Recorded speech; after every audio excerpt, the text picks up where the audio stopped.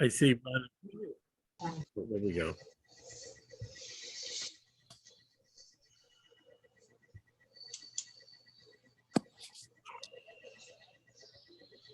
Hi, Sharon.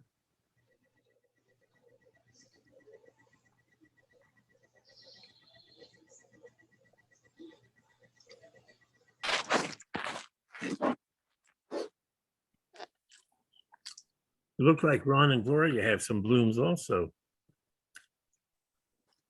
Hiya, Mike. How we doing? Hey, fine. How are you? Got it, huh? Well, God, I don't know.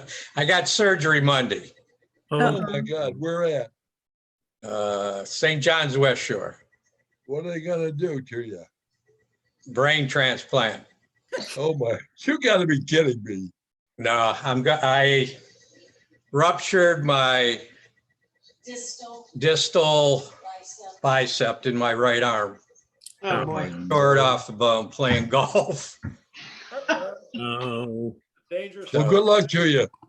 Thank you. I'm going to be immobilized for quite a while, I guess, unfortunately. Boy, My husband wants to know who's doing your surgery.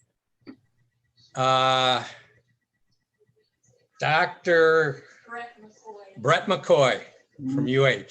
Nick said, good pick. Really? Yeah. Well, he was pretty good in the introductory part of the deal, so. Yeah. Did he tell you to stick to just budding dahlias and stop all the other harsh sports? Like, I'm hoping that within 2 months, or he said it'd be 3 to 4 months before it's kind of back to where I can use it really. So the good thing is I'm left-handed, so it's my right arm. So I'll be able to I still be able to feed myself. That's all that's it's gonna important. affect your dahlia That's garden, little right? things, Carl. You're absolutely right. All that's important.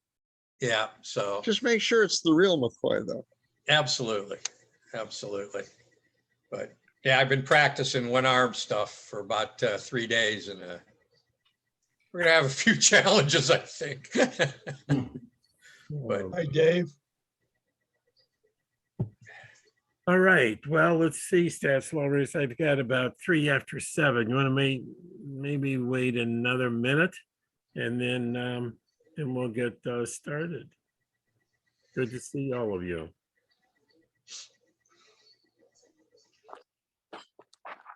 Karen, thanks for Is this the, gonna affect your garden? I don't know, Carl. I don't know. That's one of the things to be determined. I see. I mean, I've got them all started and I've got blooms and stuff. It's just going to be what can I do to keep them in line, and so we'll see. so you're Well, not good going luck to be able to to help me a whole lot of Cuyahoga, is that it? What's that? You're not going to be able to help me a lot of Cuyahoga. It just depends on what kind of help you're looking for. Well, hauling stuff around. Physically, I'll have one good arm. Yeah, well, There you go. what some people will do. That's to all get you it. need. Yeah, isn't that the truth, huh? Well, good luck to you, Mike. Well, thank You you. The good you can thing show was, up and be the boss. what's that? You can show up and be the boss. I'm not good at bossing. Absolutely. But Hi, Constance. Good to see you again. Oh, Hello there. How's everyone? we're doing well. Thank you. Hi, Goldie. We haven't heard from you. And Carl Paul is with us. I'm here.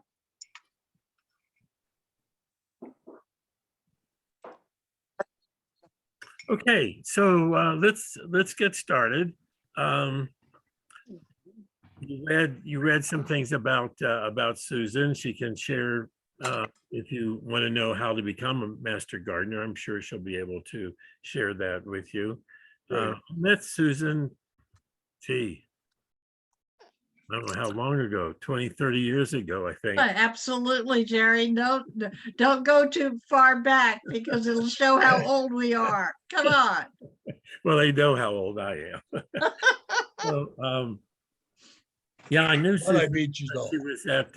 She was at Lubrisol, and Lubrisol had a really good statistics department there, and was very instrumental in putting on a conference, annual conference. At the time, Jerry Centuria was a wonderful statistician at Lubrisol, and he was very instrumental in getting a lot of things done for the statistics community in Cleveland and elsewhere. Unfortunately, Jerry passed away at, I think he was 50, I think, Susan? Yeah, he was in his 50s. Yeah, very young. Very young and They're my sons, Paul. very sad. So we miss him a lot. So Susan has been with me ever since, and is no longer at Lubrisol, but still helps out with some of the Cleveland chapter activities. So when I tried to find a program for tonight, I went online. I think it was Lake County Master Gardeners, and sure enough, there was Susan Cowling, who, by the way, some of you may have met at Holden, because when we held our plant sale at Holden, Susan was often at the table in the same building we were in, providing information about Lake County Master Gardeners. So with that, Susan, it's all yours on composting. Looking forward to it. Okay, let me share my screen and let's hope this works. Okay. There we go. All right. Yes, I am Susan Cowling. I've been a master gardener for, I retired in 2007 and became a master gardener in 2008. The program is 3 months long, and it's university level training, and we don't learn all we need to know because we're expected to continue to take continuing education classes 10 hours minimum each year. So we keep up with the program, and we keep up with what's going on in horticulture. All of the materials we offer in training and in publication are research-based from OSU, but also other land grant colleges that also have Master Gardener programs. At the very end, I'll give you a clue on how to do a search in Google or whatever you search on, so that you get research-based information from educational institutions. So that's at the very end. But basically what I want to talk about today is just the basics of composting. I'm not going to go into the real heavy-duty chemistry of it or biology of it, but we're going to talk about the basics of why it works and how you can do it at home and why. So we're going to talk about why we compost and what to and what not to compost, because that's very important. A little bit of the science behind composting. We'll talk about protozoa and fungi and all sorts of other good things. We're going to talk about working and using your compost so that it's the best for whatever application you have. We'll talk about the methods, and then I'll have a very, very short summary.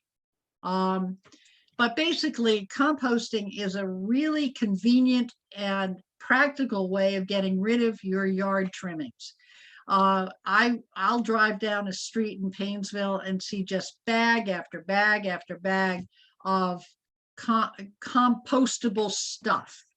It's really easier and cheaper. You got to buy those brown bags, or you have to, in some communities, have to actually pay for them to be removed. But if you do it on your own property, you're going to be able to improve your soil and your plants that are growing in it. So if you have a garden or a lawn or trees or shrubs, or even a planter box, believe it or not, you have a use for compost. You also have the raw materials for it. Because composting is going to return your organic or carbon matter back into the soil in a way in which your plants can use it, especially your dahlias. I have grown dahlias in the past, and believe me, the soil that I plant them in is enriched through the composting I do. And so organic matter, which is what compost is going to stimulate the growth of what are really beneficial microorganisms. If you've got clay soil, which I had when I started gardening in my home. I've been here for 43 years. But when I first got to it, and I decided I was going to have a vegetable garden. And so one of the first things I put in were carrots. They grew out of the ground instead of into the ground. My soil was that bad. Now I have incredible Yeah, Paul, I saw you there for a carrots. minute, then you disappeared. It also will help your sandy soils, because too often sandy soils drain too quickly. But if you put organic material in it, it's going to help it maintain the water and nutrients. And it actually has nutrients that it adds to any soil, regardless of clay, loam, or sandy. And that's the first step. And I'm sure you all know about it. The first step to healthy plants is to have healthy soil. If you don't have healthy soil, then I don't care how good the Dahlia tuber is, it's not going to grow if it doesn't have good soil to grow in, or it's not going to grow as healthily. And if you've got healthy plants, then we're helping the environment. It's going to clean the air, conserve your soil, and hey, you're going to have beautiful landscapes. So the other benefits of composting is if you throw them into the landfill, you're increasing the amount of landfill that we have, and up to 20 to 30% is compostable stuff. If you throw it into a bag and you put it into the trash, it's filling up landfills. Grass clippings also are going to lower the efficiency if you are composting them or sending it off to an incinerator system. The grass clippings have too much moisture, and so it lowers the efficiency of those systems. And believe it or not, you don't need to have pesticides and chemical fertilizers if you use compost, because it provides the nutrients that the plants need without having to resort to chemical fertilizers. And if your plants are healthy, you don't need as many pesticides. So what can you compost? I compost everything that comes out of my kitchen. If I've peeled a carrot, it's in my compost. If I've peeled an egg, I crunch it up and I put it in my compost. Anything that you get out of your garden, as long as it's not diseased, or because home compost piles usually can't get rid of the disease and pests, but anything that you take out of your garden that is healthy can go into your compost pile. And in fact, if you are a Starbucks aficionado, they have in the past, I don't know if they still do it, I haven't been inside one recently, they put their coffee grounds in a barrel by the front door and say, please take. And I asked them once, you mean they're free? And they said, take as many as you want. And that coffee grounds and tea bags are wonderful for your compost pile. What don't you compost? Well, I said diseased and infested plants, don't put them in there. That's the one thing you should put into the trash and throw away, because you're just going to increase the disease and the infestation. No meat, no bones, no fatty foods, no cheese. If you have lettuce and it's got salad dressing on it, sorry, can't go in your compost pile. And if you've got pets, some people think that pest waste is okay for compost piles. It's not. Think about what cats and dogs eat. They are carnivores. So therefore, their waste is contributing meat and bones and fatty foods. So you don't compost pet waste. Now, the neat thing about composting is you are providing food for a whole range of organisms.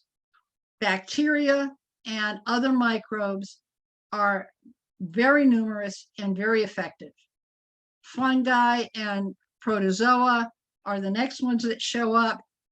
Springtails, mites, and other small insects get in there. And then finally you get the earthworms who get in there and just enjoy a feast. Carbon and nitrogen are basic needs for every living creature. Now, carbon is in leaves or woody wastes, and that provides energy. Nitrogen provides the raw material or the raw elements for the proteins and nucleic acids that all organisms need, and especially the bacteria, fungi, et cetera, et cetera. Okay. Now, if it's organic, it has a given ratio of carbon to nitrogen. It's just a given. If you have a compost pile, it should have roughly a ratio of 30:1 of carbon to nitrogen. Well, that sounds like, God, I have to be a chemist. No, you don't have to be a chemist. Brown is carbon and green is nitrogen.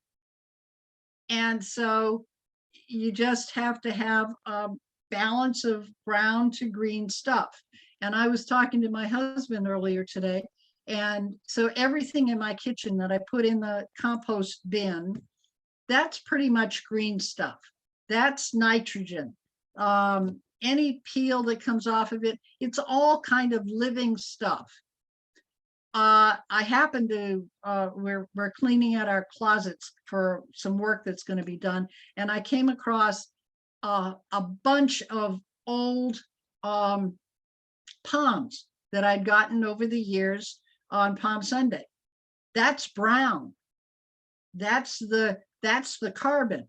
So that's going to go in my compost pile because it's going to be returned to the earth. And so it's going to join with all of the other parts of my compost pile. Now, here's a way to think about composting. I've got the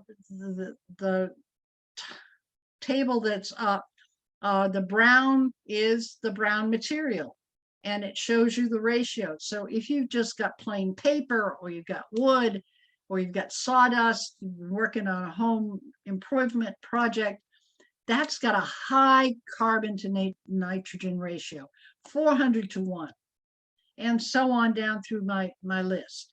If you look at the very almost bottom of it, food waste and grass clippings, and we're going to talk about grass clippings in a minute, that's a 15:1. So what you do is you throw a bunch of different things together to get that 30:1 ratio. The neat thing about fruit is it's virtually what you need. So you could compost with nothing but the fruits you eat, your apples and your peaches and your avocados and so on. And if you look over to the right, what it is you've got the organic waste, you've got soil, you've got water, you've got air, you've got carbon dioxide, which produces the heat, and then you end up with a finished compost. Because all of those things are necessary, and we'll talk a little more about that later.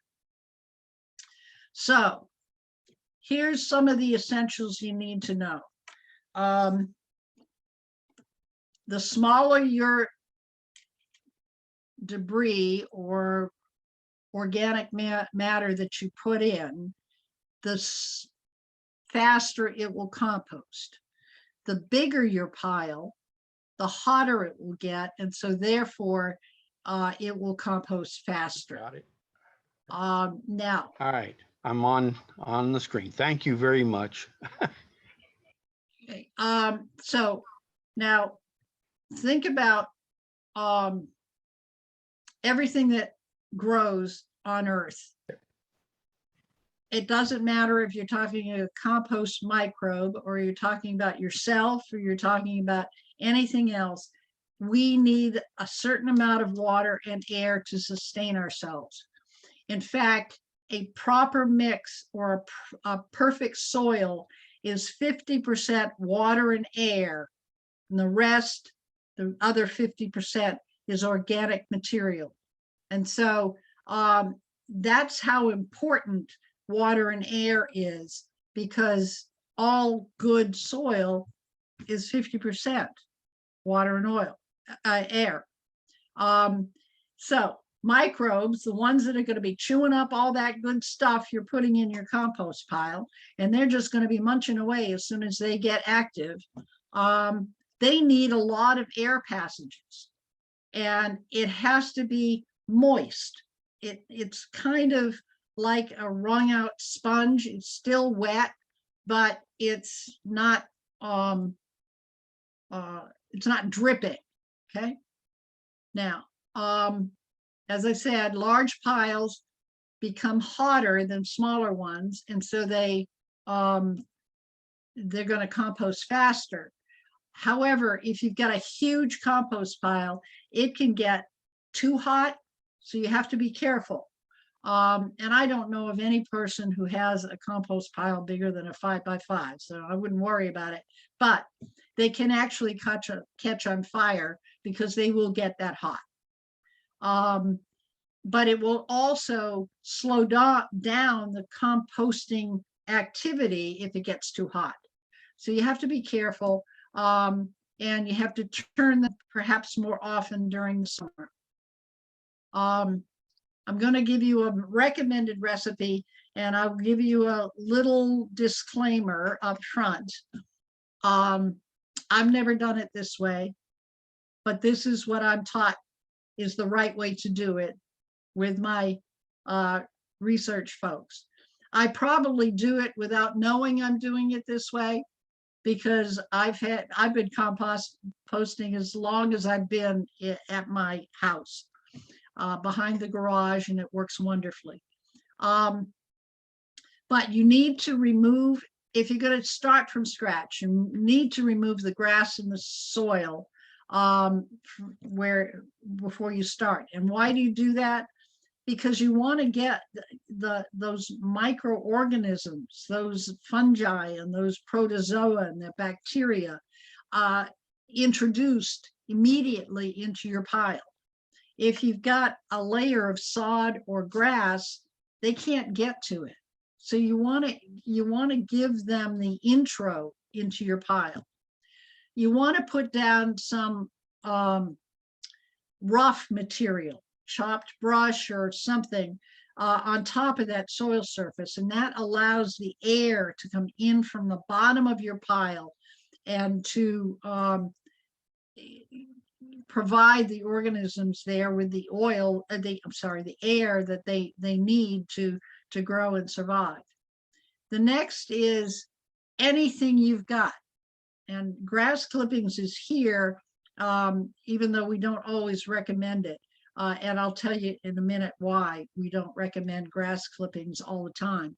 But you can use grass clippings, but just make sure you don't leave them in soggy masses, because they will slow down the composting speed.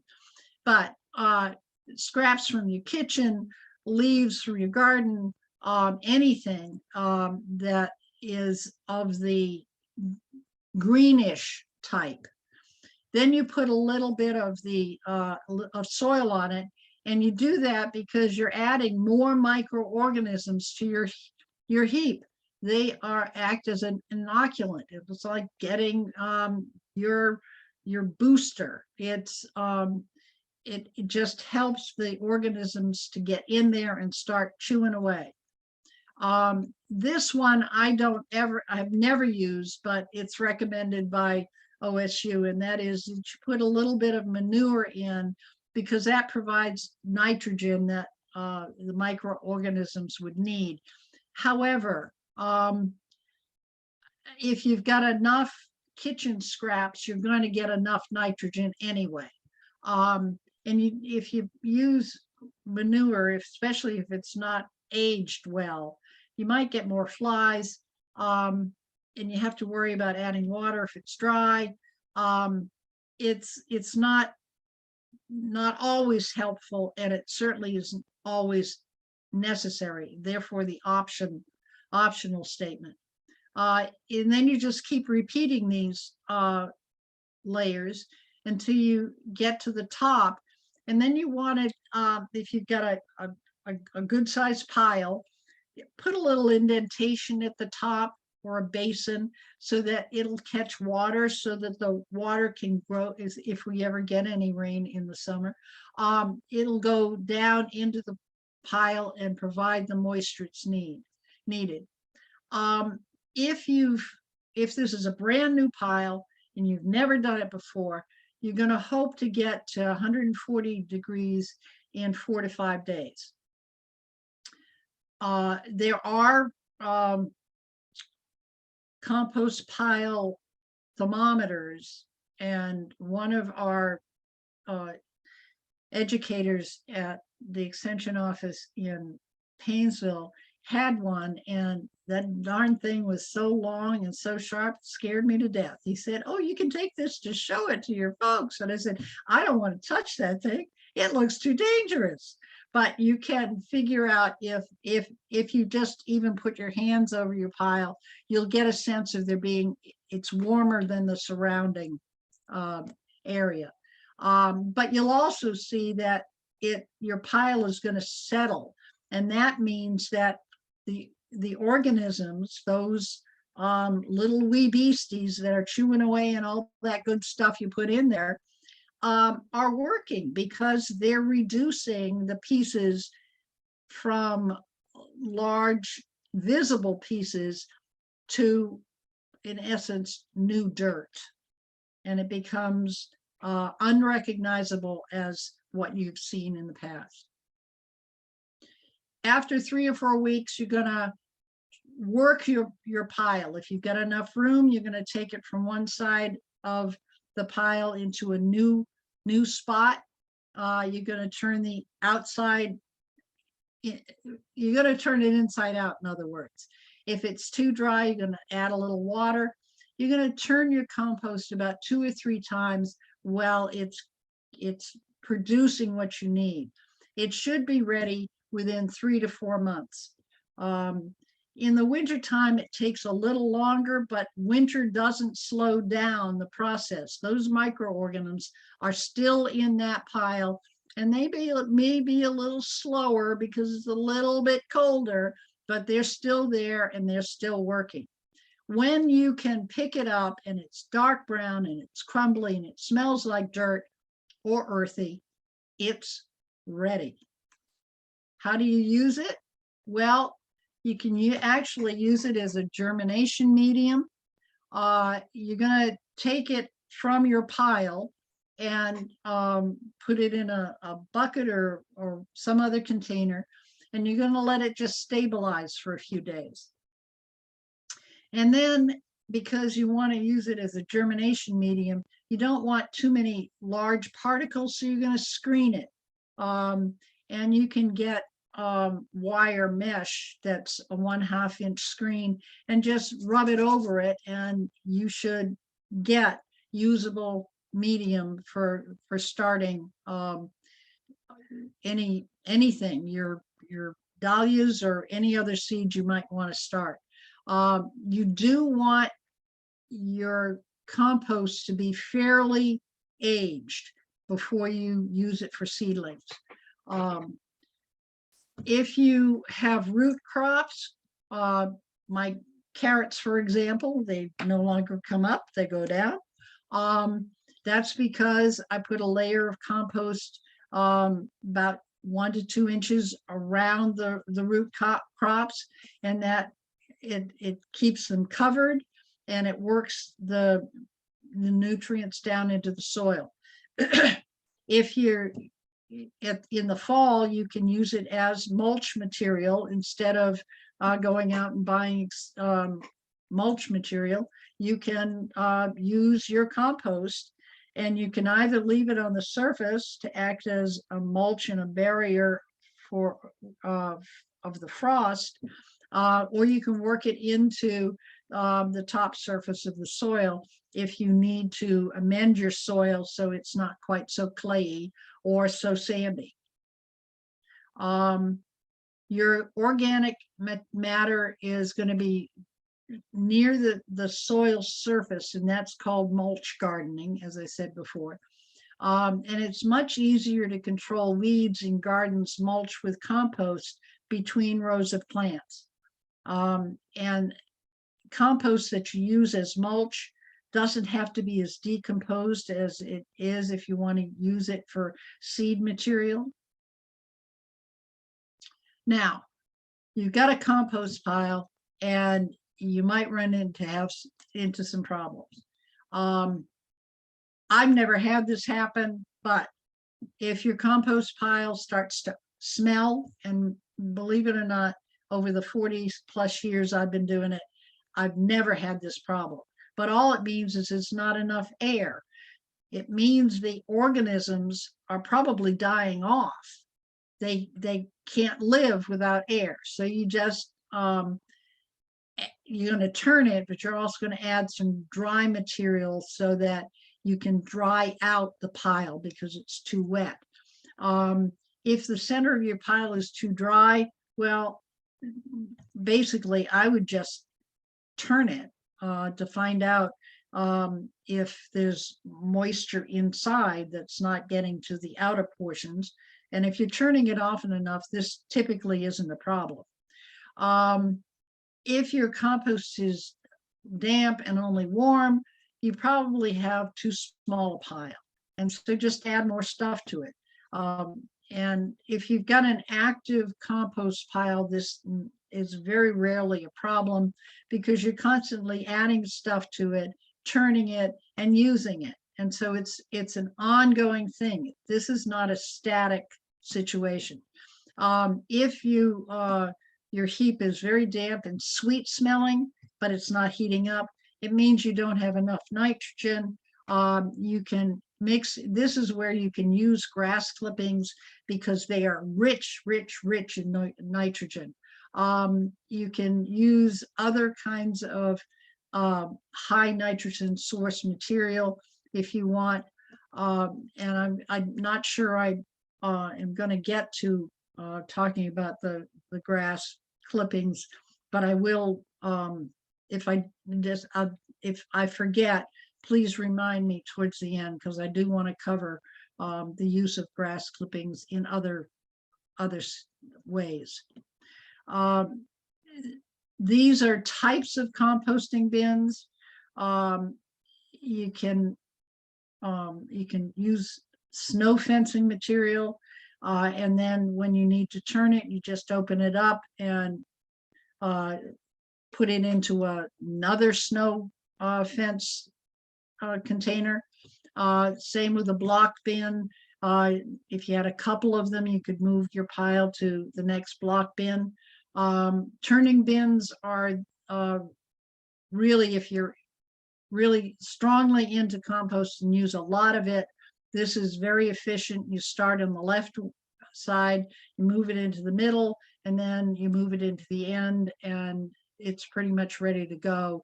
And you can just add new material to the first bin and keep going, and you're rotating them. The other things are the same as a snow fence, a woven wire, or wooden pallets. But it's, you know, if you need to contain it, those are ways to contain it. This is a turning bin, and again, this is if you are really, really, really into composting and you've got a large volume of yard trimmings and you need to make high quality compost. These work the best because they keep the material together. It allows you to turn them. It allows you to get them as hot as they need to be to grow. These drums are for sale. I've had one for years. I've never had a successful compost pile out of it. But I keep it around because I keep telling myself I'm going to turn it enough and it's going to work. But the second bullet there is the one I have used, and it works a charm. You buy a 30-gallon locking lid garbage pail and you make your own. And how do you make your own? You get your little drill out and you punch holes all over this thing, top, bottom, sides, not too many because you don't want it to just disintegrate. And then when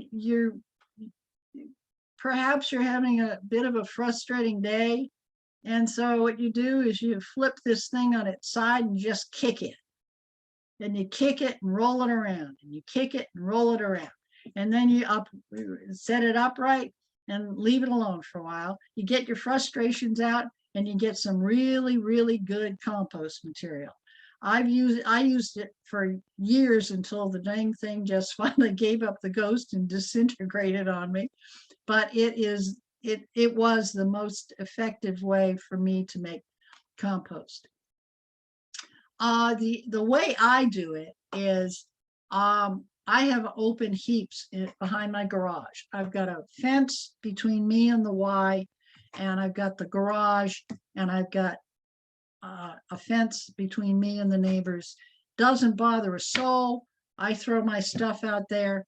I turn it when that one is too big for me to turn anymore. I start another one. I go back. I turn the last one and use it. So I have an open heap behind my garage. I've got two of them actually, and that's what I use. And the other one that is really, really helpful if you have small property and not a lot of stuff to compost, if you've got a vegetable garden, you can actually run trenches between the rows and dump your kitchen scraps in there, cover it up, and within days, it's already been consumed and worked into your soil, and you don't have to do anything else. A gal told me when I did this talk once that what she tells her kids to do is when they've had an apple and they've finished and are down to the core, to just go in the backyard, dear, and dig a hole and put it in there and cover it up.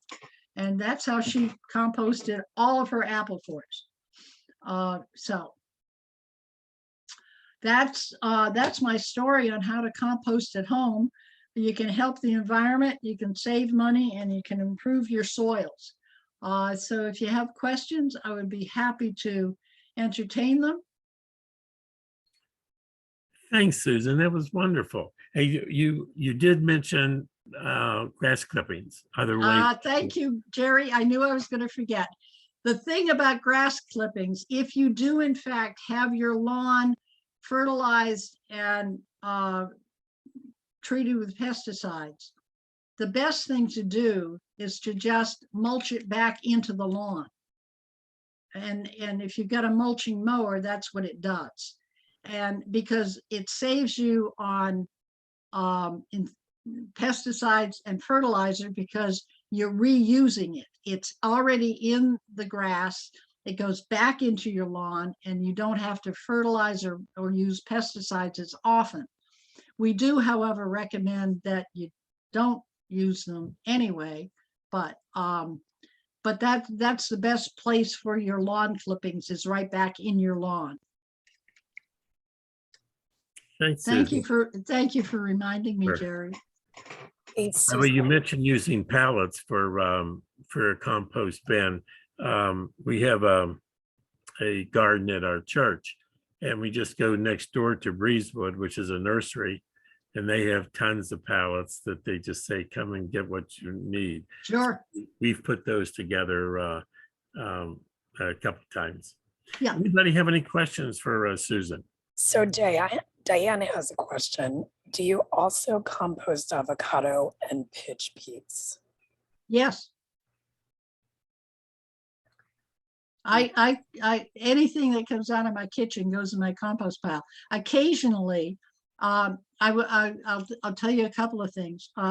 Squash and pumpkin seeds take a long time to compost, and occasionally you'll actually get fresh squash and pumpkins, and I've had them and they're delicious. I get volunteer vegetables from my compost pile, and I got volunteer avocado trees from my compost pile. Yeah. So, I mean, I don't, I'm not proud. If it grows and it's edible, I eat it. I don't care if I plan to have winter squash growing in my back behind my garage. It gets enough sun. They were delicious. They were a whole lot better than anything you can get from any kind of store. And I don't choose to grow those because I have a very, very, very small garden. So I don't grow viney crops that take a lot of space. But yeah, so yeah, I throw everything in there. Okay, and Susan, she wants to know, what about corn cobs? We use some of our compost and they don't seem to disappear. Well, what you have to do with things like corn cobs, and I think I mentioned it before, I don't know if I did, with eggshells, you have to break them up. You don't throw the whole corn cob in there. Just break it up into chunks and it will break down. And you crush up your eggshells. I discovered if I didn't do that when I was turning my pile 3 months later, after a couple of other times, I still had whole eggshells in there. But as soon as I started crunching them up, the microbes can get to there's so many more edges for those microbes to get to that it just chomps it up. And corn cobs are going to be in the brown side of the brown green carbon nitrogen ratio thing. So you do need them. They will help, but sometimes, I mean, even like a big log, it's not going to break down unless you've cut it up or chipped it up. You mentioned some volunteer plants coming up. It happens with dahlias also. Just chuck a dahlia tuber that didn't seem to be doing very much in the compost bin. All of a sudden, I get a bloom in my compost bin. Yes, that's right. Yeah. Any other questions for Susan? So it looks like Carl might have a question, but Carl, we had to mute you when you were on your phone. So you would need to unmute yourself, Carl.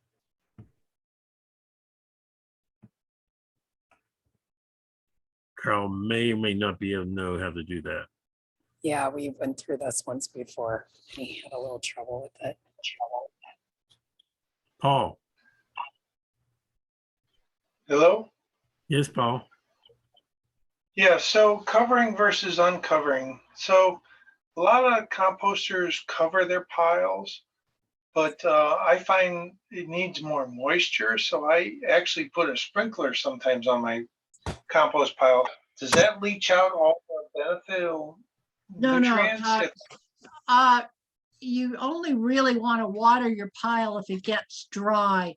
And right now, since we've gotten so little rain, you might need to do it. I do not cover my compost pile. I unless you've got a way for the water to get through the cover, it's going to dry out too much and it's going to get too hot. Can you hear Okay, me and now?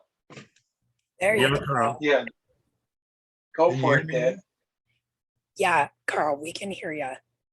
Okay, my son is a good gardener, but he recommends and claims that cardboard makes a great addition to your compost pile. Is that It- true? If you need extra brown material, any kind of paper product, including cardboard, helps. If you don't have enough green material, it will slow down the composting process. Thank you very much. I hope he's on. So to add to that, can you hear me? Yes, When you first cut grass, it's green. Yeah, When it dries out, it's brown. Leaves start out green and then they turn brown. So I have a tough time determining if I'm adding brown material or green material. If something's brown, is it really brown material, versus green material if it started out as green material? it's the density of the material. So things like wood chips and sawdust and the like, those are brown. They were dead to start with, or pretty close to, but they were dense and brown. Leaves and grass clippings, yes, turned brown, but they started out, and what they've done is they have leached their nitrogen into your pile. And that's so they went into your pile green and they became part of the mass that is going to become brown. Everything is going to become brown when your compost is done. It's going to be dirt, virtually. You're making dirt when you compost, but you're making rich dirt, healthy dirt, nutritious dirt. black gold dirt. My, Yes. my next question is that during the course of the season, tomato plants, squash plants, they all suffer powdery mildew. They all suffer blight. Do I really have to put blight and powdery mildew in the garbage can, or as my tomato plants and squash plants matures, can I compost that? If you're, well, I'll give you a two-part answer. I wouldn't put obviously diseased plants into my compost pile. That's first one. But if you can get, actually it's going to be, I think, three-part. If you can get your pile hot enough, you can put it in there because it will kill the disease. The other thing is, if you have a big enough garden, I certainly hope you are rotating your plants so that if you have diseased tomatoes, you're not planting tomatoes in that same spot next year because they will get the disease. You need to Yes, rotate. You need to rotate your crops so that anything that's of the nightshade family, like tomatoes and peppers, should not be planted in the same spot next year We're as they talking were about- this year. We're talking about the compost though. So I know you're talking about, tomato plants and I spread that compost everywhere. So will that compost spread the powdery mildew? no, because powdery mildew is species specific. The powdery mildew you see on tomatoes is different from the powdery mildew you'll see on, oh, what's the one I just saw on mine? Bee balm gets powdery mildew. Those are all different. powdery mildews. They are species specific typically. So if you're not putting your mulch back on your tomato plants, you should be fine. Okay, thank you. Interesting. Any other questions for Susan?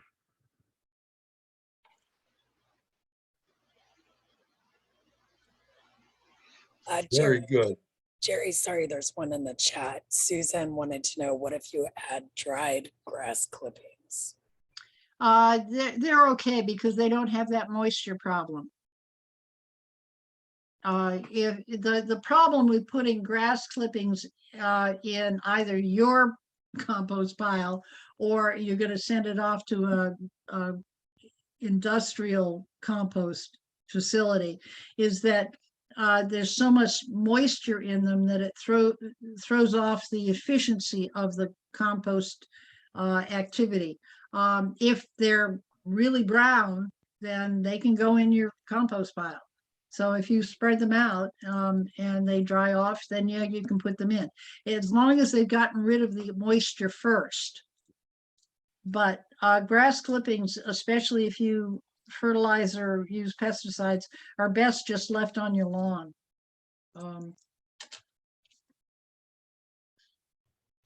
What about organic fertilizer on your yard? That's what I use.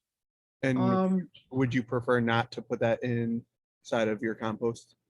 Again, it's Didn't the make any sense efficiency. to me. It's The barrel worked it's- fine, but that didn't, it's like, Oh, hold on, Susan. I'm not sure who's talking. Okay. The recommendation is that especially if you're using any kind of enhancement for your lawn, is that if you mulch it back in when you mow instead of capturing it and trying to get rid of it. It's better for the lawn because it adds more nutrients to your lawn, and it you can fertilize less, you can use pesticides less. So that's the best answer I can give you, I think. Great, thanks. Tony, you have some pretty amazing compost generating piles and so forth. Do you do anything differently than what Susan has mentioned? I'm just not quite as sophisticated as Susan. I just use what I have. I'm a big proponent, like she said, of putting soil between the layers. I use compost that I'm not currently using. I always have some on hand, and I like to sprinkle it between the layers. Excellent idea, Tony. Excellent. Yeah, I think that really speeds it up. And I do the same thing she does with, I try to put the sticks and stuff at the bottom so that it gives air, And I use open heaps too. I turn mine whenever I think about it. If you don't turn it, it just takes longer, but it still works. It will still work. That's right, Tony. So I had another comment, sorry. So I'm an avid composter too. And a lot of times I compost and harvest the compost, screen it, and I spread it on my garden and all kinds of weed seeds come up. So what I've been doing is screening it and laying it out, letting the weed seeds germinate on a tray or a bin, wheelbarrow, whatever. And then once the weed seeds germinate, I mix that up and then put it on my garden because I don't want to put all those weed seeds on my garden. The problem is your compost pile is not getting hot enough. It should kill off those seeds. Yeah, that doesn't happen. Well, that's what's Even supposed to personally? happen. Well, the compost pile, it's hot in the middle, but not hot on the outsides, So when you mix it up, you try to get it all hot, but it doesn't always happen. No, that's true.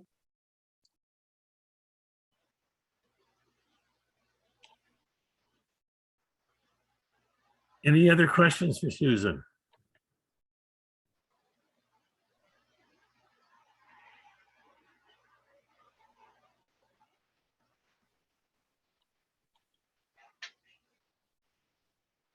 Well, hearing none, thanks so much, Susan, for giving us really some valuable information about composting, because we certainly do it.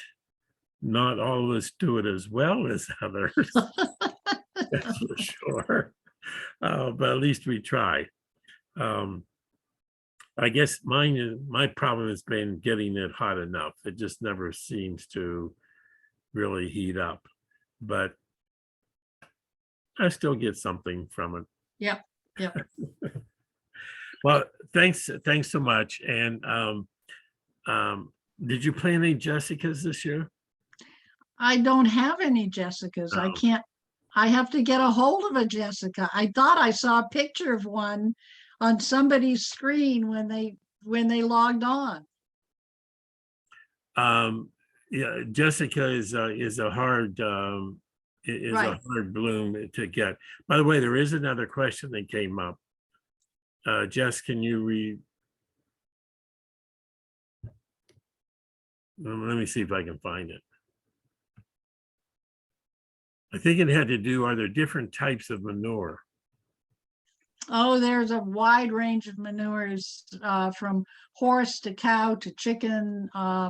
And the only thing you have to be wary of is if you've got a neighbor who happens to have a horse barn or a cow barn and wants to give it to you, you got to have it aged at least a year before you can use it.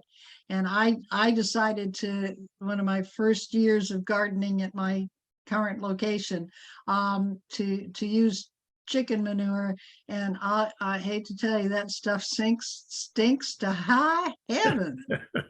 And it was right outside my back door. So I was not terribly pleased, and I've never used it again.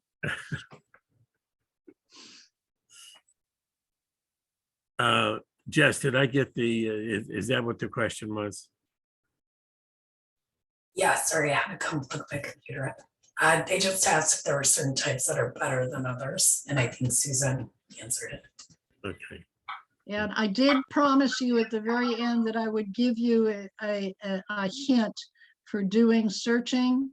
And so if you want to research and get all EDU organizations, just that material or those answers, if you go into Google or whatever your search engine is and type site:/edu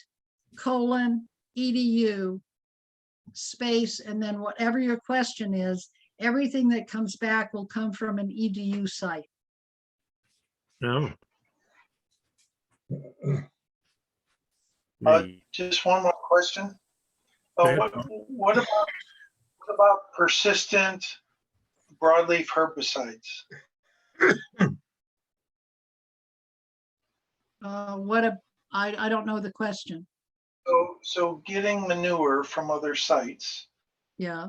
some issues have come up with the hay that the cows eat or whatever has persistent broadleaf herbicides where you put it on your garden and it kills your tomato plants, kills your dahlia plants. Any comments on that?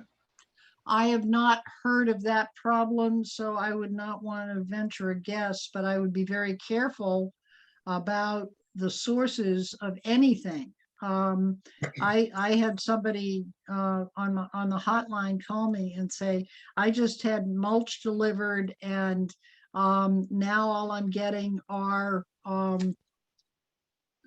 the little maple trees starting, because it was just riddled with the whirligigs. And you've got to be very careful about the materials you put on your property, on your plants. That's why I don't think I would put manure directly on my plants anyway. I would I would add it to my compost pile and let it do the work of killing off the organisms you don't want. But if you know that and it also sounds like the manure wasn't aged as long as it needed to be, because aging manure should kill off those organisms, those plants. Yeah, thank you. Yeah, I just heard it's an issue, but I've always asked where they get their hay sources and whether the producers of those hay broadcast herbicides. Yeah, no, you really do have to be very, very careful how you're sourcing your stuff, because the people are not as careful as we would like them to be in the materials that they sell us.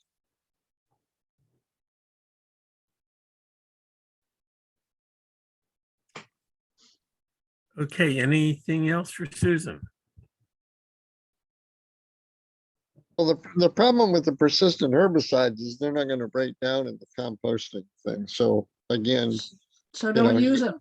yeah, don't use them. Try, just stay away from them because, they're gonna last their way through.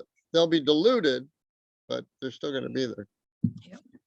Yeah, but If you you- don't know the sources you're picking up compost from uses them or not. Right. You have to know your source. That's the bottom line here. You got to know where the stuff is coming from and what it's made from. And the problem with a lot of these manures, like Susan has pointed out, is that they want to get rid of the stuff because they don't have room to store it. So they don't want it sitting around for a year or two or three when it gets really good and it's riddled with earthworms and it's great for our gardens. They want it hauled away so it's not in their road and in their way. And the biggest problem I've heard about with pesticide residues has been with mushroom compost, which I guess they use a lot of that kind of stuff, and it stays for a long, long time. And it's especially toxic to dahlias. But you got to know your sources, just like Susan's saying. I would recommend, if you have questions, to call our helpline. I put up the number on the screen, and this is for Lake County. I recognize that many of you are not even in Lake County, so there is a helpline for every county in Ohio. So find out what your local helpline number is and call them. We won't refuse to answer your questions, but it's always better to call someone in your county in case you need culturally specific answers. It turns out that the persistent herbicides all have some commonality to them, and they actually sell dipsticks, like, soil testing dipsticks, pregnancy dipsticks. They sell dipsticks to test for persistent herbicides if you really want to go down that route. Oh, Do those wow. persistent herbicides break down over 2 or 3 years? There's about 5 of them that they don't think ever break down, but a lot of them will break down in the composting process, but the quote unquote persistent ones will stick around for a long, long time. Yeah, that's unfortunate. Yes, so Diane, have another question?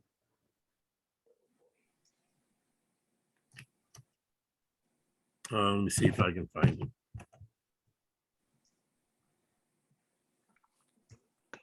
Hi, I think I'm on now. Diane, could you ask your question? Yes, I live in Akron and we have a municipal composting facility. I don't know what's in that compost, but I wouldn't use it for vegetables. But what is your opinion of it for flowers? We have in Lake County, we have a composting facility, and it's some of the best material we could put on our gardens. So I would not worry about it for your vegetables, I'm not sure what your concern is of putting it on your vegetables. Well, I'm not sure what's in it. I mean, I don't know what the materials are that's in a municipal site. I mean, does it come from sewage or? All I know is the stuff that we have in Lake County that is municipally based is incredibly rich and incredibly good for all sorts of gardens, including vegetable gardens. We have a garden at the Juvenile Justice Center in Lake County, and actually in Painesville. And the 1 year that they were able to get the material from the municipal supply, they had the best crops ever. Okay, thank you. So I don't think if it's done, it doesn't, it really is, if the composting facility is good and is composting things hot enough and completely enough, it doesn't matter what went into it, because what you get out is a really good, rich, organic material that's good for whatever you want to put it on. As long as it doesn't have this persistent pesticide problem, but I don't think that would be happening in the municipal facilities. Okay, Because thank you. those would be coming from a local farm or cow farm or something. Mhm. But Okay, thanks. you're welcome. Well, thanks, Susan, for a lot of really valuable information. Very, very much appreciative. And hopefully we'll see you next year at Holden. I hope so. If Take we can care. get back, if Holden can, holds their, I know it's been disappointing for the past 2 or 3 years. yes. Well, let's cross our fingers for next year. Okay. Take care, everyone. Yeah, Thank thanks, you. Susan. Take care. Thank you. Bye-bye. Bye-bye. All right. So let me switch over to my other camera here. That wasn't it. Let's try this one. So I don't, can you see our brief agenda here? Yes, no? I can Not see well it. enough to read it. Would have to be higher. Let me put a book under.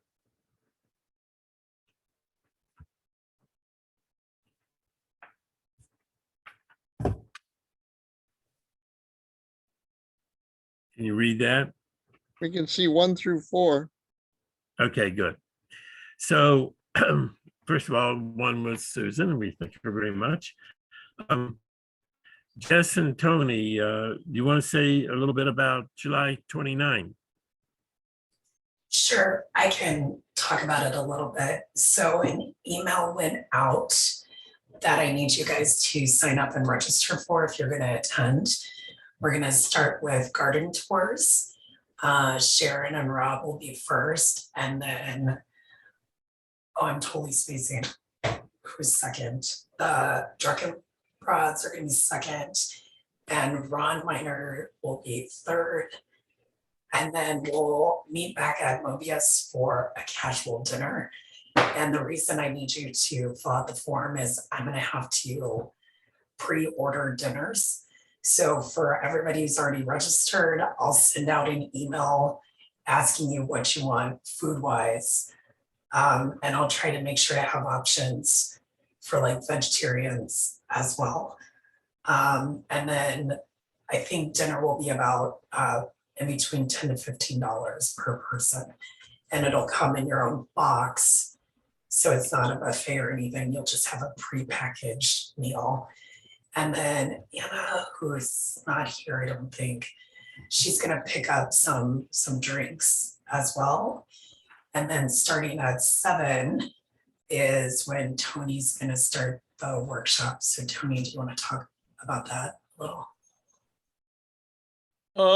Yeah, I'm just gonna take everyone through all the aspects of preparing for a show, from show schedules to when to cut and how to store them before you transport them, to transporting them. And then, of course, how to stage them, some of the things that I've learned and some of the principles.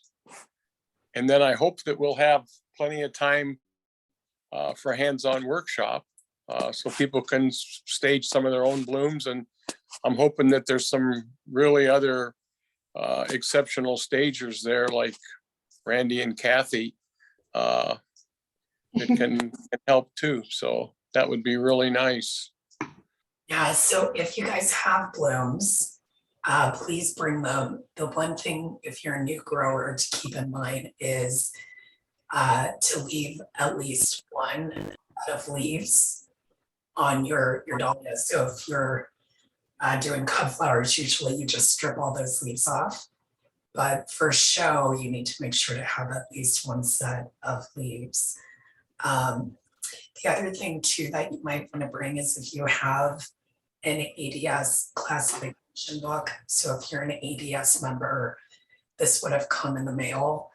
We'll have some extras as well. Because when you're new and you have no idea what that book means, like that was me last year.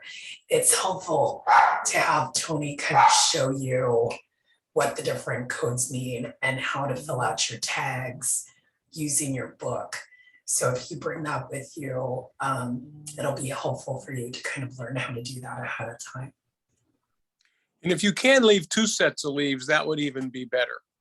Because, one of the things that we'll talk about is if a bloom stages better, and it's down to the particular bloom, if it's going to stage better with 1 or 2 sets.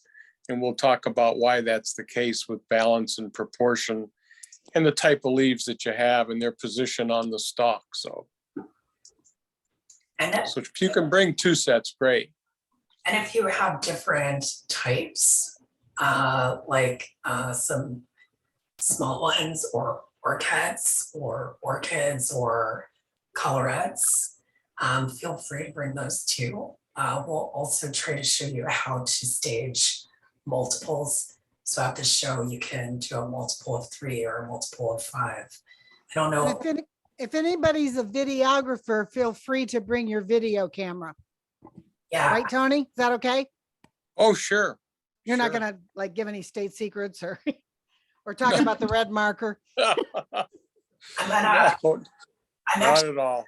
try to record with my phone, and I'm gonna bring a mic, I think, Tony, so we could mic you as well.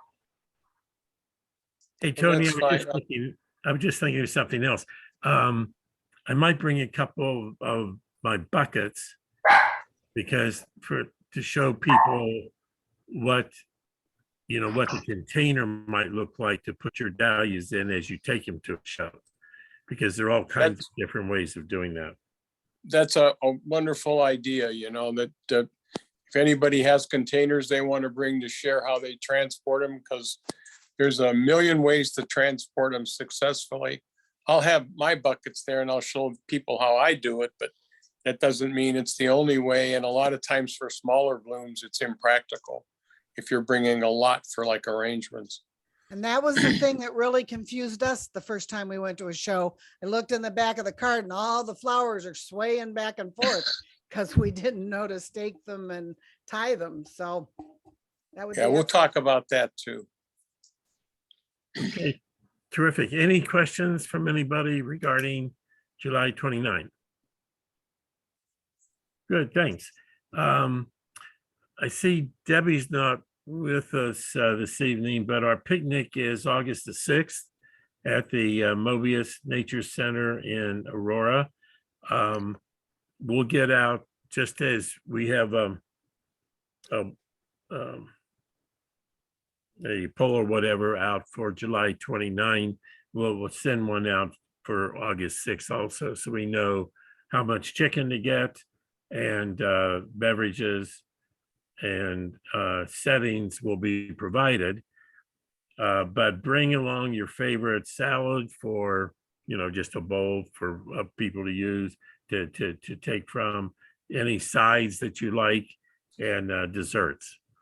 So kind of back to our old framework for the picnic. So we'll be getting information out on that shortly. And we do need to know how many are coming so we know how much chicken to get. Okay, any questions on the picnic? Yeah, Jerry, if you don't eat meat, I know we have some vegetarians. What's the plan for them? Just the sides? I think sides, right. That's the reason people should bring different salads and sides and so forth with vegans in mind, for sure. And Jerry, is Ron on the call now? No, he's in Canada. He's in the backwoods, isn't he? Yeah.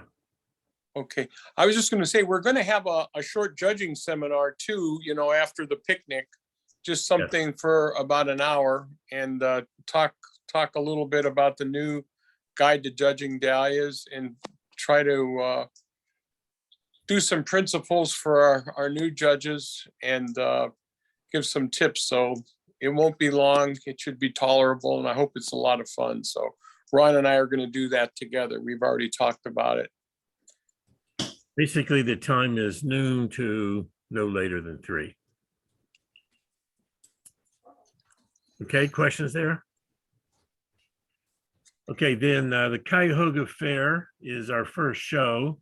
And I've met with Tom, I keep forgetting Tom's last name, say something, who's the director there. One of the problems we have is that their maintenance barn at Cuyahoga Fair burned down last year. And so the flower barn this year is the maintenance barn. Wow. Which means we will be in building 16 instead of the flower barn. But again, I'll get some information out for you on this, because it's coming up relatively quickly. I know Mike, before Mike injured his arm, was going to help me, and Rob Lloyd and Bob Wenning are going to help me also in getting that show together. So it's going to be a little bit different this year because of our site. But for those of you, well, whether you've been there before or not, you come in gate 3, which is off of what's the name of that street? Eastland, I think it is, off of Bagley, and you go down into gate 3. And when you come up to, here's what it looks like. So if this is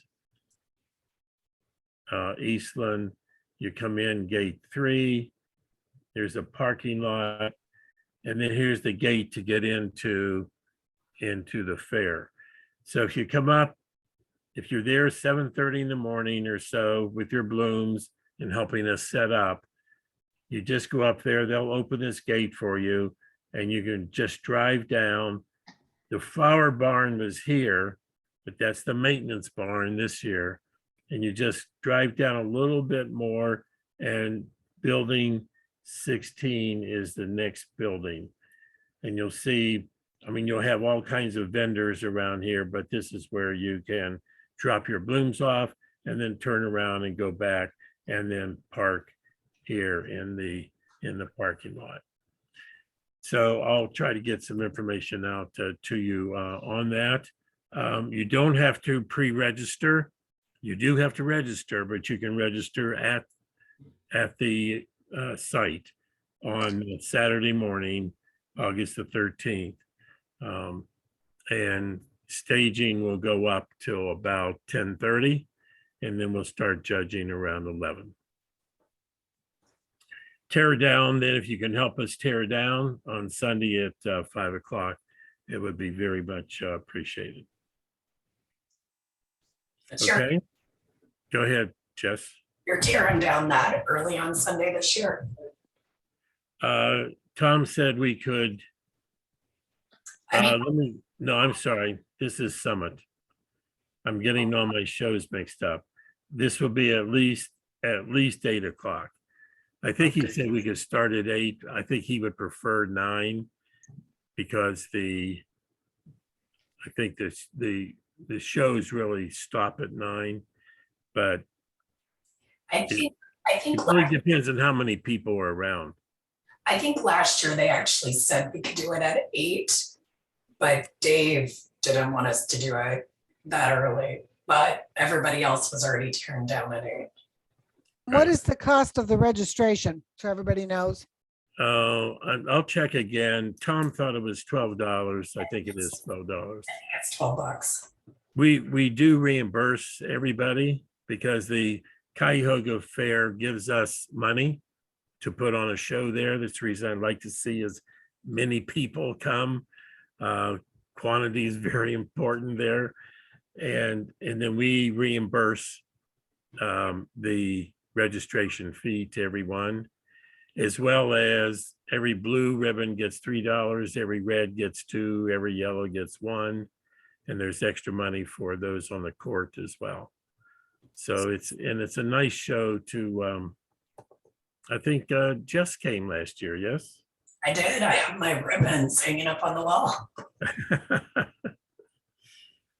So please do try to make it that Saturday, August 13th. And we'll start set up of the court and so forth at 7:30. And then as soon as everything is set up, not sure what the building is going to look like right now because Tom isn't sure either, and he's the fair director. So they just told him recently that he'll be in building 16. Randy, you still with us? Yes. Yes. Mahoning Valley Dahlia Society has a really very nice show. And that's August 26th, 27th, 28th. It's Friday, Saturday, Sunday. Randy, you want to tell us a little bit about it? I'm pretty sure, talk to Harriet, and I think we'll be able to start setting up Friday, maybe noon to 1 o'clock, and Friday evening, we have to be out of there like at 10:30, at night. So if you show up late, just have that in mind. And then obviously we'll have some more staging in the morning, Saturday morning.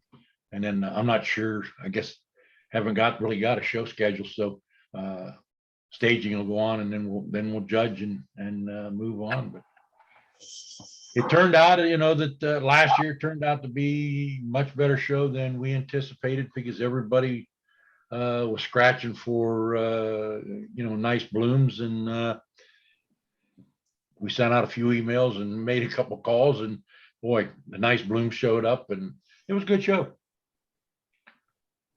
And we'll get information out too. Where is that, by the way, Randy? That's at Boardman Park in Boardman, Ohio. Boardman Park. So yeah, Route 224.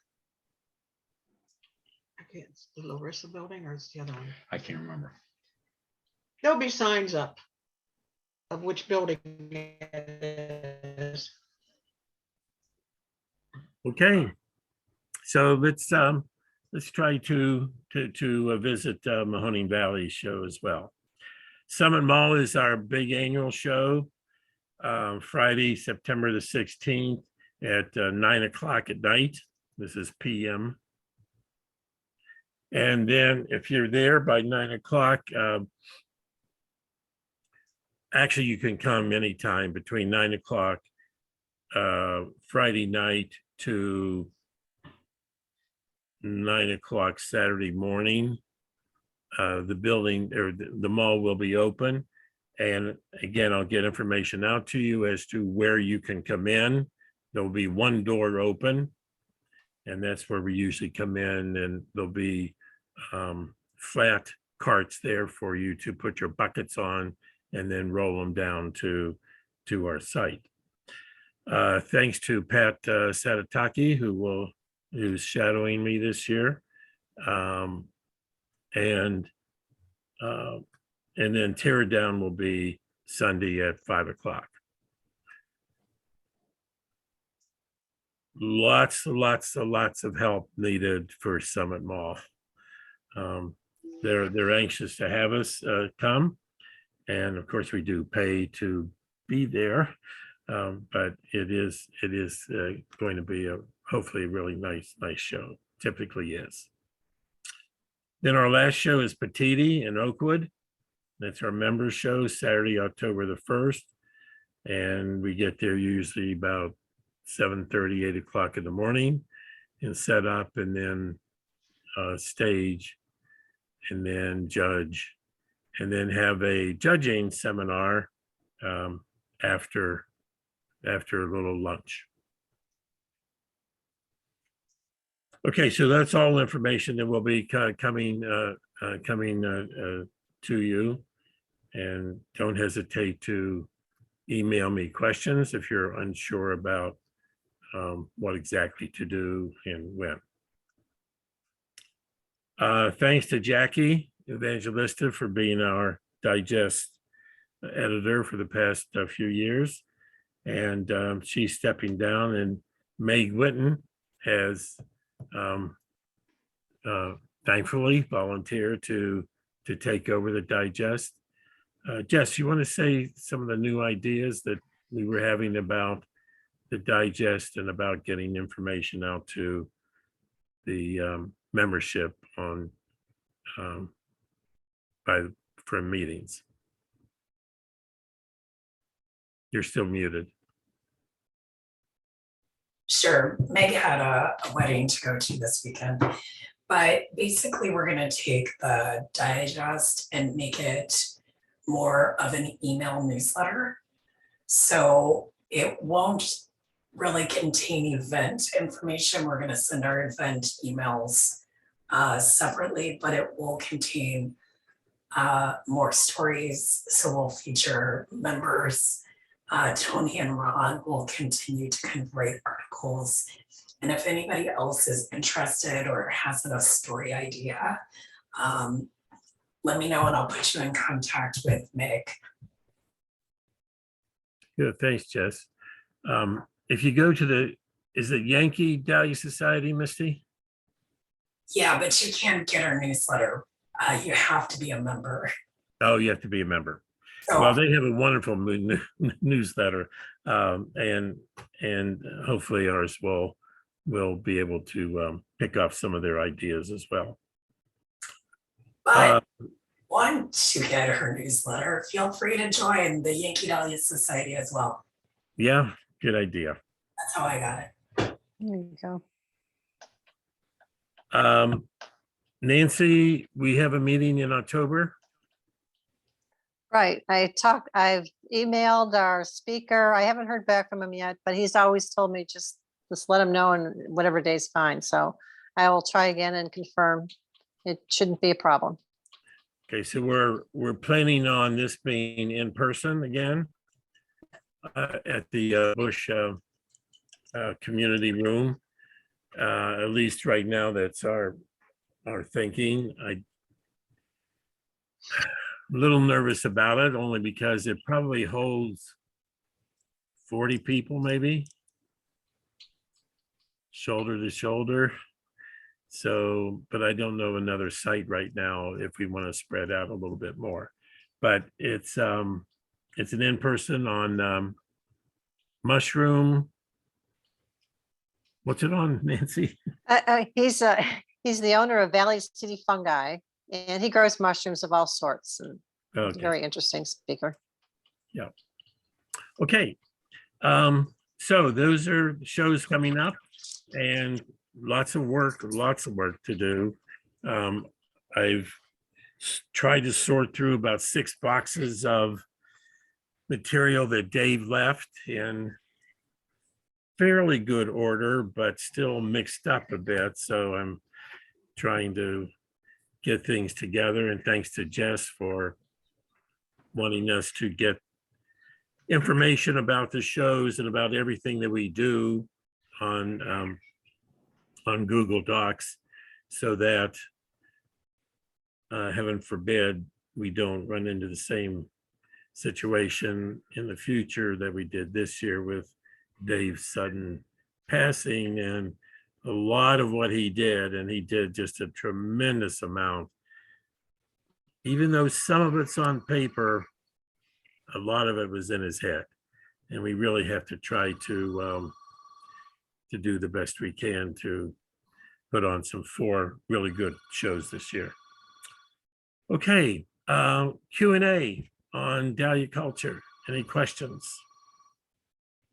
Not a I have a question, but I put a link in the chat for an article on those herbicides and things to test and do whatever. If people are interested, it's in the chat. Oh, thanks, Ron.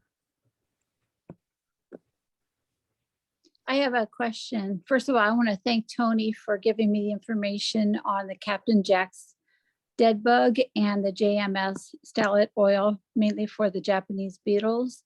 It definitely does work. What about the spider mites, the 2-spotted spider mites? A friend of mine that's locally here was telling me today she's got a bad situation of that. And you have to do it differently. What do you do for that? I don't want that here, and I want to control that. Tony, I thought stylet oil's good for spider mites too.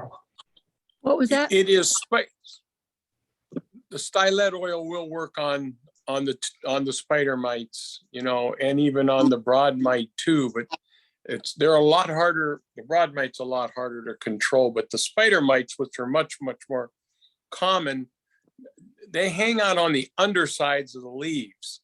That's why a lot of times, and the infection usually starts from the bottom up. So at the first sign of them, my recommendation is, as soon as you get suspicious, try to identify them with a magnifying glass or with the naked eye. Some people can see them.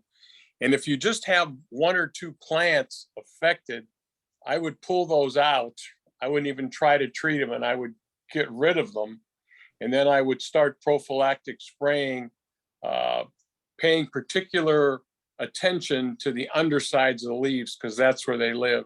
And they love it hot and dry, which is what we have. And once you get them, if they get widespread, they're a devil to control. You'll end up losing your leaves from the bottom up. You can too just spray cold water on the undersides, because they actually get washed off pretty easy. So that'll slow them down too. They used to sell mite wands years ago. I think I still have one that you hooked up to your hose and you could just get underneath your plants and hose them off. The problem is that it tears up the plants a little bit. They want to twist and turn because it takes quite a bit of pressure to wash them off. But the JMS is real good for that too. But at the first sign of it, you really got to get on it. Once it gets widespread, it's a nightmare. Tony, Is that can the you same thing? use malathion on the dahlias? I can't. Okay. No, I don't think you have to go to those kind of solutions, with pesticides and malathion. You start killing a lot of the beneficials and stuff. The JMS will control them. There are miticides. Years and years ago, we used to use Avid a lot. And Randy, if you're on the call, you can chime in as to what you use when you see spider mites and how you control them. Well, I do normally use a pesticide and stylotyl. With so many people make a mistake when they're dealing with these pests, like you said, Tony, is they're on the underside of the leaves, and people want to go through their garden, and they pay way more attention to the top side of the leaves. And that's not the issue. It's underneath. And what you want to do with spider mite, always, be looking at your plants and looking for the bronzing. When they get in them leaves, underneath them leaves, and they start sucking the chlorophyll. And then what they do is they leave the leaves almost like a bronzing effect. So pay close attention to that. but you know, most of your applications should be underneath your plant. Now you talked about, Tony, you talked, the name two spotted spider mites.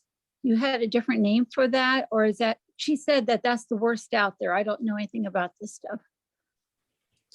I think there's actually a couple of species, the red spider. Some people used to always call it red spider years ago.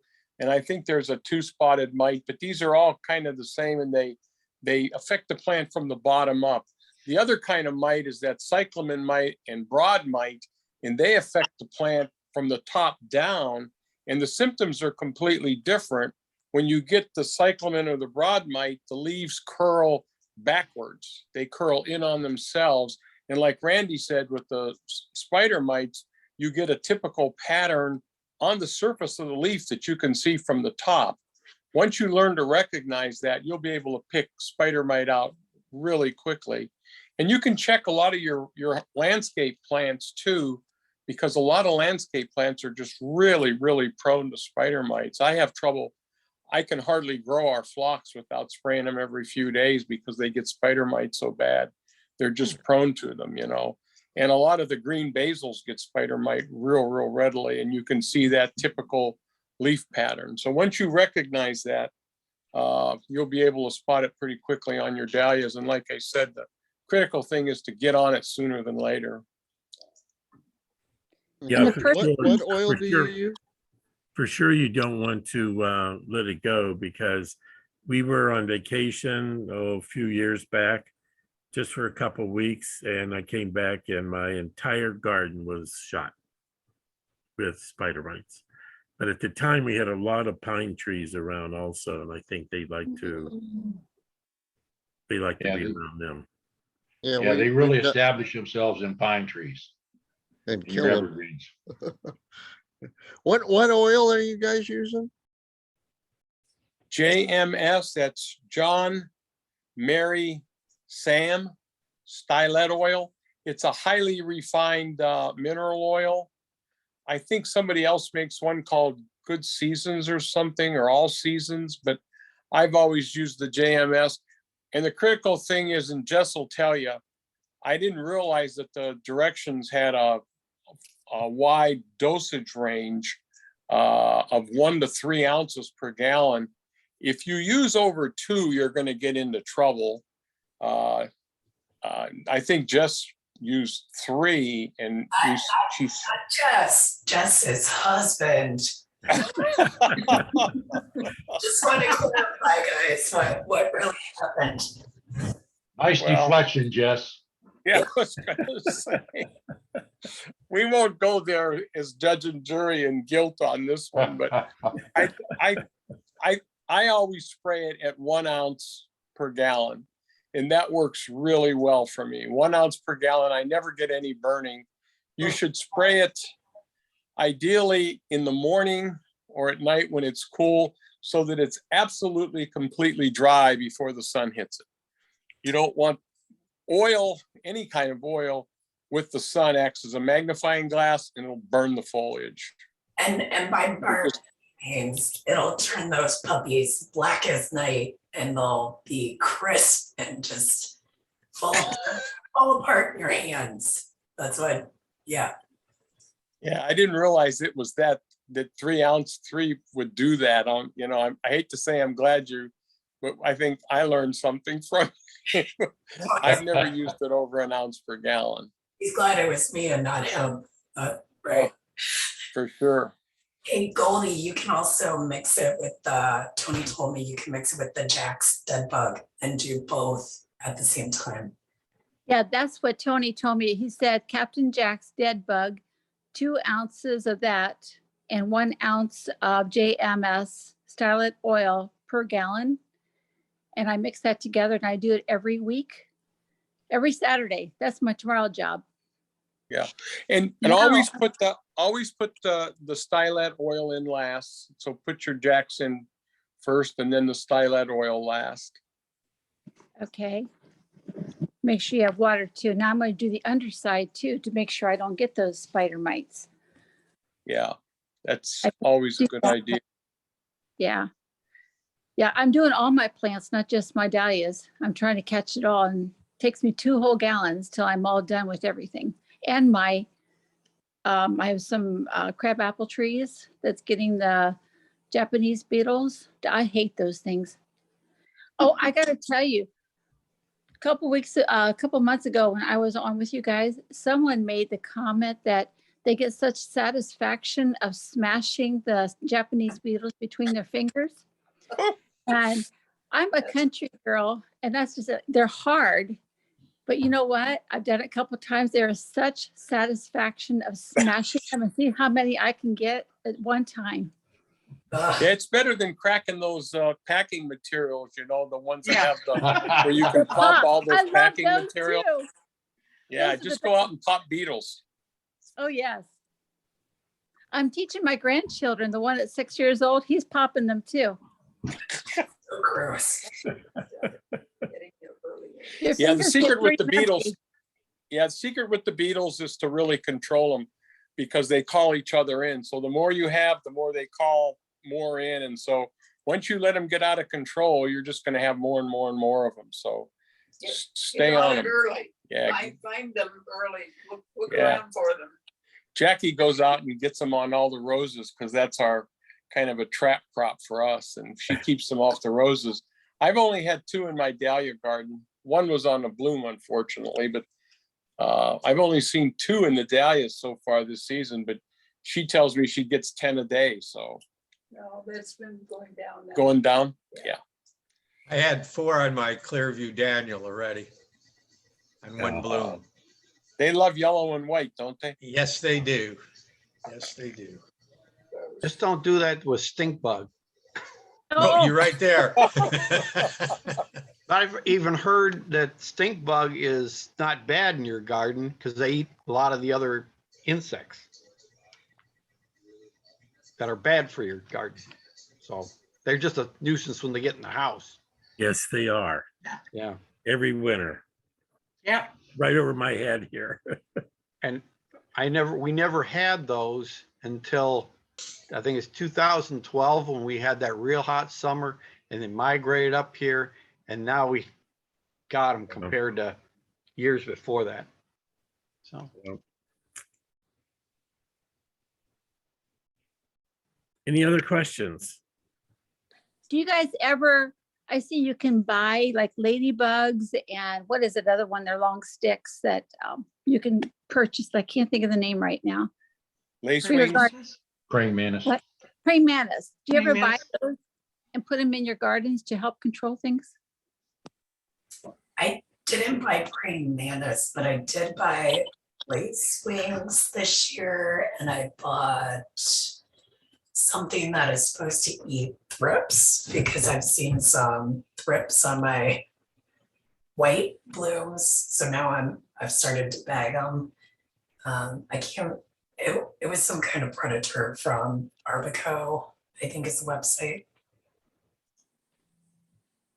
One of the issues with predatory insects is once they have eaten their fill or, done their job in your garden, they move on. So at some point, the insects may move back into your garden. That is the downside of doing that. But I mean, it's definitely a good idea. I actually I'll go out in the fields, the wild fields, and I collect praying mantis clusters, and I'll bring them back and put them around the yard. And but they're there for a while.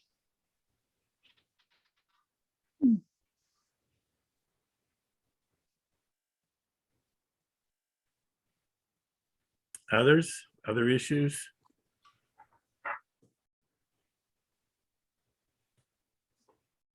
Oh, I do have a question. I just remembered. I have soaker hoses for my dahlias.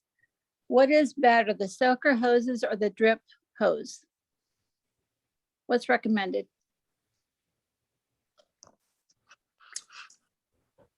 I think they'll both work. You just have to decide which. I think the drip hoses probably are a little bit more water efficient, And that's that whole pulse watering that I think Sharon has don't you have a lot of stuff on the website about pulse watering, Sharon? If she's still with us. But the pulse watering, where you just turn it on. John Menzel was so big in Australia, growing in the desert with that. I've used soaker hoses and I've used, drippers, and they all seem to work as long as you can get water to the roots. I think what's ever convenient for you and whatever you have is probably fine. I don't know if we have pulse watering. If not, we could probably find something in one of the bulletins maybe and highlight it. I'll have to look into that. I can't remember offhand about that. I thought you had it on. I thought somebody asked for it. Yeah. There's hundreds of documents. I don't remember them all. It might have been in a bulletin the past, like 2 or 3 issues. I feel like I read something. Yeah, well, we can go search the bulletin. That's fairly easy now. And this year we tried a sprinkler. I was worried about the plants getting so hot when it was 90 degrees. And I know out in Virginia, they sprinkle them. So I got a sprinkler and turned it on for just like 10 minutes to cool them down. I don't know if it helped, but I think it might have.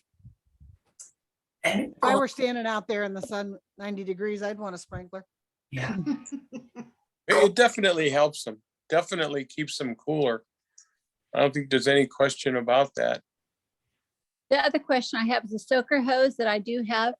I have it on in the evenings from 7:30 to 8:30 for a whole hour. Is that too long? Or because it's got to go like 10 inches down, I heard. Is that too long or? It probably depends on your soil. If you have real porous soil and it drains away real fast, you're probably not going to be able to overwater them. If you have a real heavy soil and you get it too wet and you do it too often, that's not good. So I hate to be vague about the time, but you almost have to I would dig between the plants and just see how much moisture is there. I just take a little shovel or a little fork out.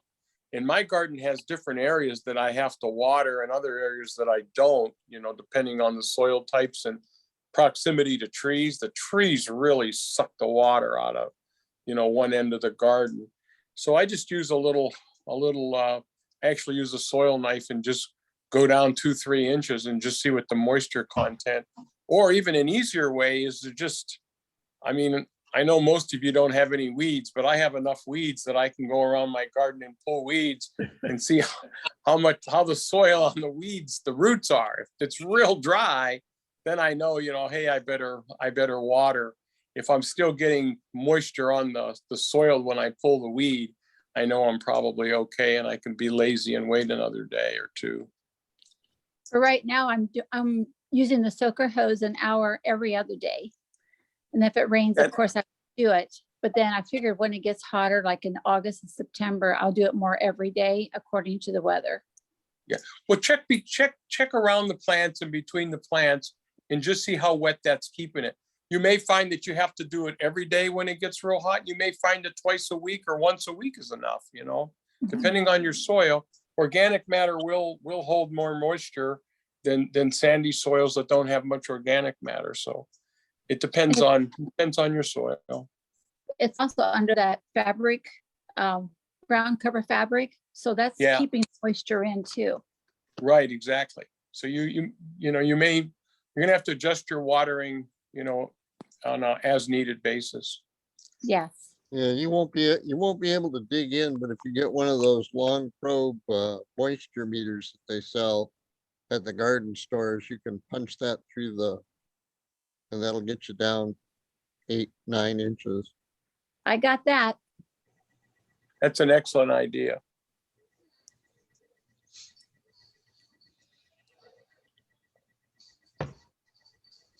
Good questions. Any others? Oh, you talked about you're going to possibly videotape that on the 29th. I'd like to be there, but I can't because I am in charge of a big party of about 50 people on the 30th and 31st for family.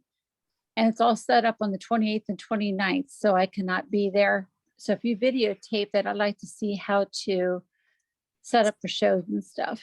Sure. I'm going to do my best, Goldie. So, It's better than I'm going to do because I'm not going to be there. I have a question about soaker hoses. I have 3 joined together, and I noticed that I'm getting more water in the first hose, a little more in the second hose, and then the third hose, not as much water. yeah, it's probably due to the length and the pressure on it. Do you have a pressure regulator? No, I'm in a community garden, so it's whatever the city provides. Tony, do you guys have it at your community garden? Or Some people have soaker hoses hooked to timers, and they have it on a schedule. And there are people out there who have drip systems, and then I water my seedlings overhead just because it's so easy for me. I just put up one stake and one emitter, and I can just turn it on for a few hours. That soil I have on my seedling garden is real porous, and I have to water it more frequently. But it is a pressure and length problem. yeah, And a lot of times if you contact the manufacturer, they can tell you how to deal with that, what you need to do to regulate it. But that's a common problem with soaker hoses. that's why I use drip tape instead. So with drip tape, you can go further with less pressure than if you're using like a main line or soaker hose. So I still use a main line from my faucet to various areas of my beds, but then for like my rows, that's all on drip tape. Okay. And what's nice about drip tape is you could buy it in different spacing. So 6-inch, 12-inch, 8-inch, I think. And so when you plant your dahlias, you can literally plant it with the same spacing as your drip hose.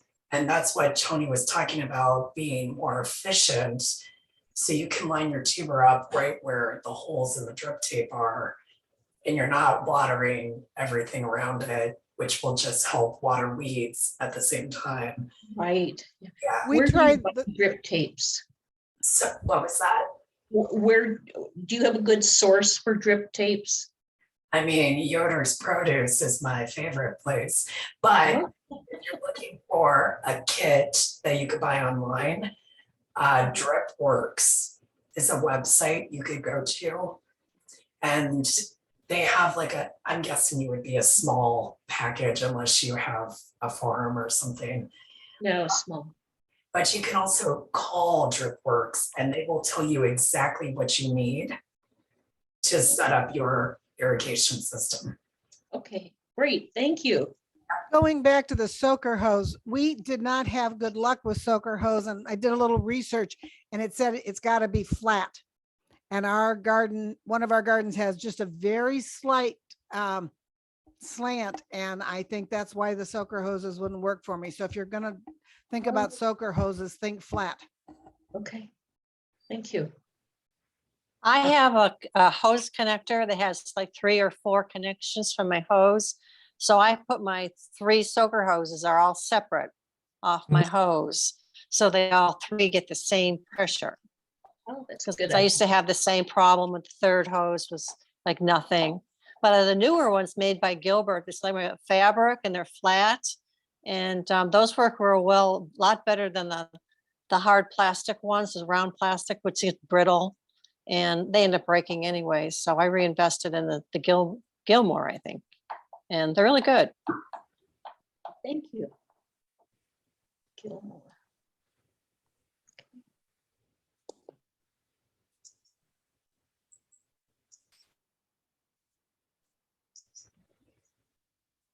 Okay, anything else? Jerry, after you're done with the Q&A, can I just say a couple things? Sure. Okay, any other questions? Okay, Randy, go ahead. Okay,